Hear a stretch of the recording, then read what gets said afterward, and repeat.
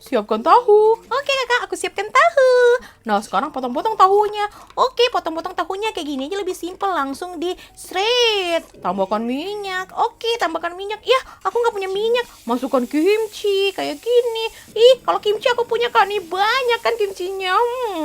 Terus tambahkan garam. Ih, tar dulu kakak, aku potong-potong dulu kimchinya. Nih tambahkan daging. Hah, kakak punya daging? Ya gimana dong, mix mix mix. Mix mix mix, aku tanpa daging kakak. Nih campurkan sama tahu yang tadi, jadi deh. Bagi. Yo adek. Punya kakak jauh lebih enak soalnya ada dagingnya, aku nggak ada.